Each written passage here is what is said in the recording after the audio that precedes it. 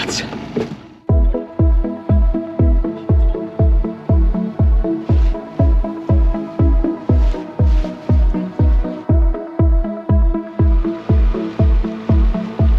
Yeah, it's freezing.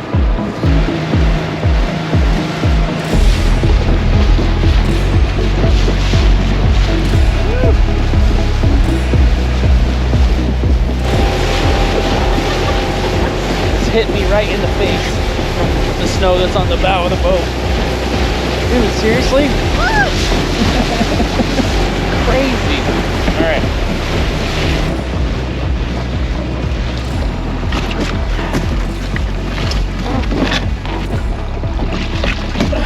There's some baby ones. Little babies. Oh, they're not the tiny ones. Little tiny crab. Alright, well, there's nothing here. What are you doing? Take these back to the boat. Beautiful out here. Cold. Beautiful.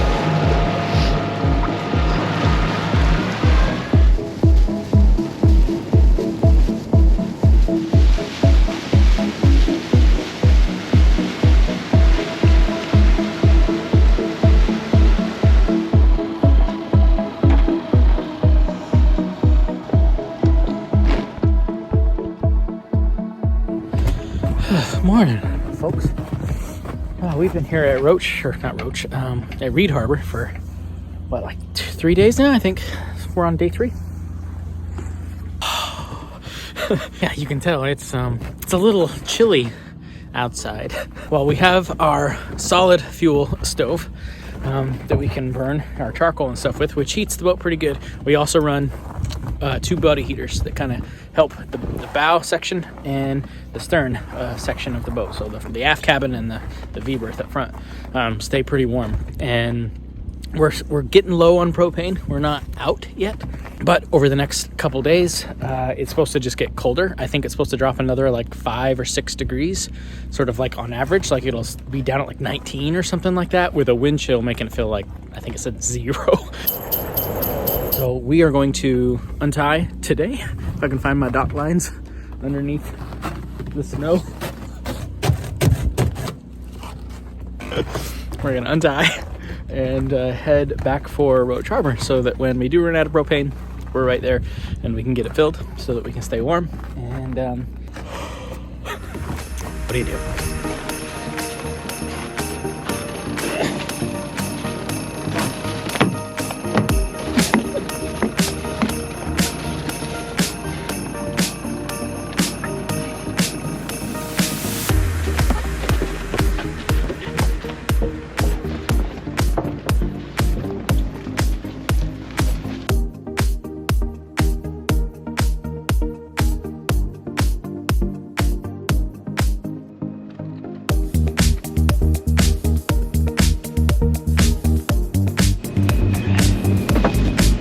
Oh, dude, it's cold.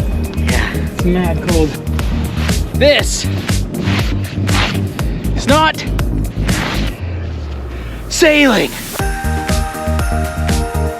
Anyway, now that I got freaking snow everywhere, it's gonna make for a good thumbnail though. Alrighty. Apparently this is sailing, and people do this in this weather for fun. Can you believe that? I was watching Sailing Uma. Those jokers were up in the Arctic and stuff. Like, hey, you know, it'd be fun. Let's leave the beach and all the beautiful hot weather and the swimming whenever we want, and let's go pretend to be popsicles for a while. Idiots. Just kidding. I love Dan and Kika. They're freaking awesome. They're definitely not idiots. They've just got much bigger coconuts than I do. We'll call it that. I'm not into this, man. Not into this kind of weather at all. This is why we're doing one season and leaving. That's what we'll call it. One season and leaving.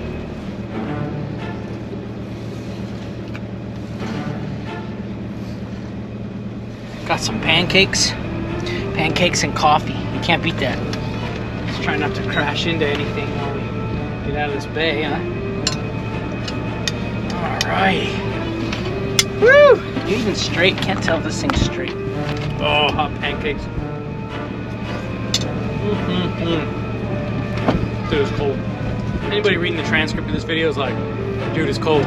Dude, it's cold. Oh, it's cold, bro. Cold. It's chilly, boy. Oh, it's so freaking cold.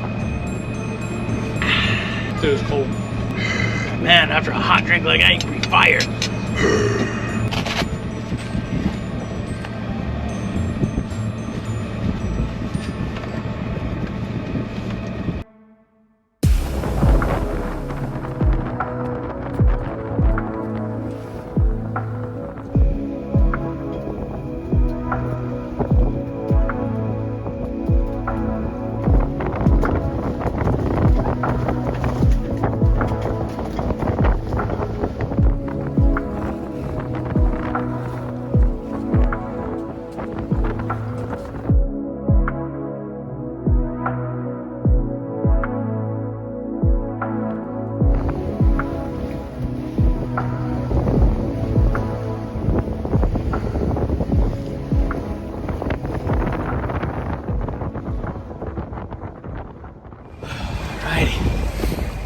Made it. Made it. Woohoo! Man. Felt like it was never gonna end. Only an hour. I'm just being a baby. We made it.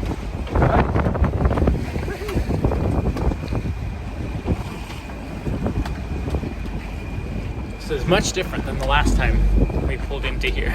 Check this out. Flashback. And this is what it looks like to enter Roche Harbor.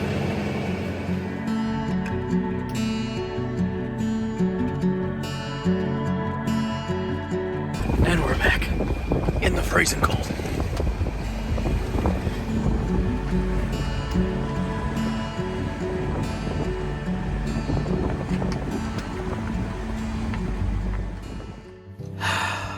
We made it. We made it, huh, Saya?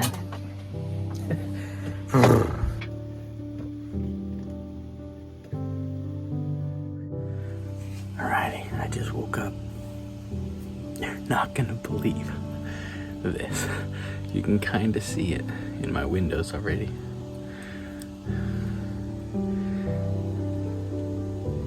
Right there.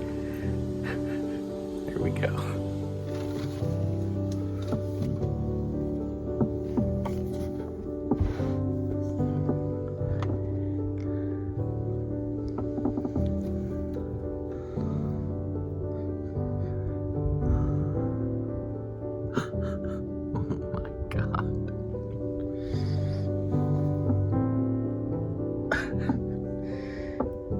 Full of snow. Oh, crap.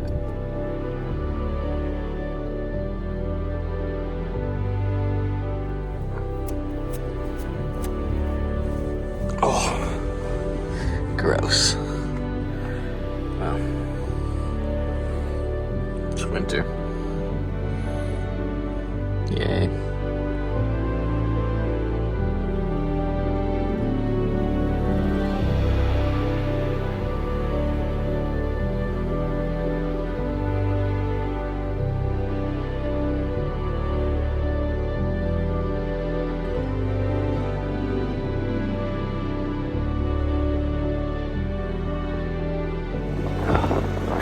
Mad cold out here. Just got done. I had to run some water jugs over to my dad's boat because he was about out of water. But the water jugs are frozen, so he's gonna have to let them thaw out inside before they're actually drinkable water. And then the motor this morning was completely covered in ice. The boat, the dinghy, you can see there's ice still right up here in front.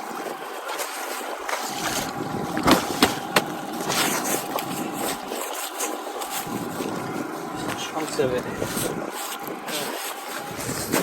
Anyway, yeah, look back here. It's just ice. So yeah, it's a little cold. And we're getting gusts into the 30s today, so it's super windy on top of the temperature, which is already like 19 or 20. And you know, the little gauge that says like feels like whatever, you know, this temperature, I think it was like 0 or like 2 or something. So yeah, it's freezing. Definitely ready for Mexico. If this right here doesn't say that the bully crew earned Mexico and warm weather, I don't know what does. Because some folks, you know, they head straight there and they just are like, oh yeah, Sail Life is wonderful, look at this sunshine. Dude, we're earning it right now. Whoa, here comes a gust. Alright, let me get back in the warm boat. Scientists do not know much about frilled sharks because they hardly ever see them. The shark above is a prickly dogfish. It has sharp spines in front of its fins.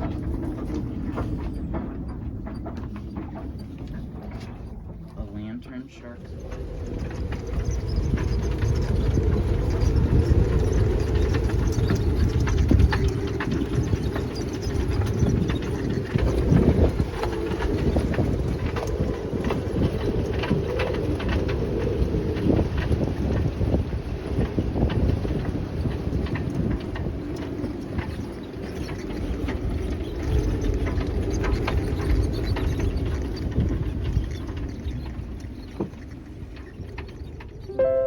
The sub-freezing temperatures lasted just under a week. And just like that, the snow was gone.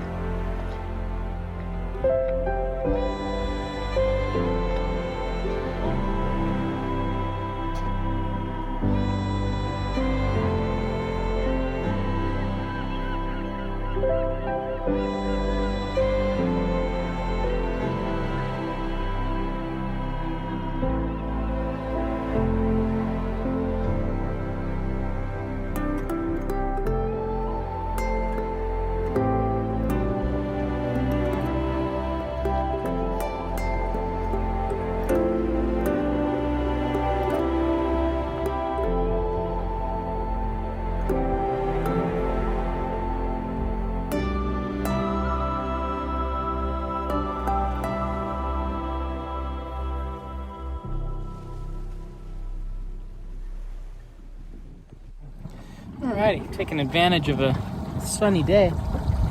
Pretty nice out, a little breezy, not much, like a little 5 knots of wind gusting through here. Gusting. Anyway, there's a boat right there, and I'm over here sort of trying to eyeball the rake of my masts. Rake is sort of when a mast either tilts sort of slightly backwards or gets it kind of up straight. And there's even some racing boats that have like a mast that'll go straight up, and right at the tip it sort of bends backwards a little bit. So they have really interesting rake. And anyway, you can see mine. My masts are raked back just slightly, and I think William Garden sort of did that on purpose, that these masts were meant to be sort of raked slightly back. You see it in a lot of schooners, they'll be really far back. But my mizzen has always been a little too far back. I loosened a whole bunch of the backstays for the mizzen and really tightened up on the forward shrouds, and it stood up quite a bit, and it looks a lot better. So that's what we're sort of eyeballing. So we'll go hop on the boat now, and I'm going to show you the tool that I use to sort of get the correct tension in the rigging. It's called a loose gauge. Rigging is not incredibly complicated. It's fairly straightforward. I'm sure professional riggers, know quite a bit more than I do, and I know enough to be dangerous, but it's not that complicated. Essentially, you start with the top. You'll have stays that are right at the very, very top. You might even have sort of some side shrouds that come down that go all the way to the top. And really all that's doing is lining up your mast straight at the top and the bottom, so that the bottom of the mast is exactly at the same position that the top of the mast is in. And the way that you figure that out is you just pull a halyard down and run it over to one of your cap rails or one of your stanchions or something on a side, and pull it tight, and then go to the other side and to the opposite stanchion or the opposite cap rail, and it'll either be slightly short or slightly long, and you'll know that the top of your mast is leaning sort of one way or the other. And so you adjust each of those side shrouds or side stays to get your mast straight up and down from side to side, and then you come down and you work your way down to the lower shrouds. And if you have rake, then you're sort of adjusting that. There's a little more to it, but you can look it up if you want to do this yourself. I'll show you the tool that I use to do that. It's called a loose gauge. Just check it out.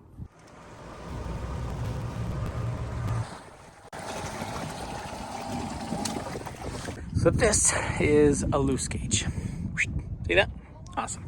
It's got 4 different cable sizes: 1/4 inch, 9/32, 5/16, and 3/8. And you put those on your cables here, or your shrouds. As long as it's one of those cable sizes, and you can tell by putting the cable inside one of those spots. See that? It's 1/4 inch cable. It's definitely not 3/8 cable, right? This is 1/4 inch cable. And what it does is it checks the tension of the cable, and it sort of gives it to you in a metric of like percentage of breaking point. Yeah, percentage of break strength. You put this lower piece here, just like that. You grab the rope, has a little tensioner. You pull this back. Whoop. I don't know if I'll be able to do this with one hand. Let's see. Oh, there we go. See that? And it kind of slightly bends the cable there, pulling back on that spring to get it attached here, and then it gives you a reading right there. And this one is right at 12. So you'd come down to your little scale here, you find the cable size that we've got, which is 1/4 inch. We'd find a 12 over on the side, which you can see we've got 10 and 15. So I'm sort of right between here. Again, you have this allowance for this size cable. You can be anywhere in between a 7 and a 19. They say it's called a loose gauge for a reason, because if you're just cruising and you're not trying to have, peak performance sailboat kind of racing style sailing, and you're just cruising, you're taking it easy, it's called a loose gauge for a reason. You want your rigging as loose as possible within your allowances that are here. So using a loose gauge is not incredibly difficult. It's pretty straightforward. And like I said, you just get the cable there in between the little tensioning wheels, pull the spring back, hook it on the cable, gives you a reading, check your reading on the table. And yeah, it's a loose gauge. So as loose as is allowed. Next time on SV Bully, you start knocking out some projects and go sailing with the crew of SV Nary. As always, if you like what you see, smash that like button, subscribe, and we'll see you next time.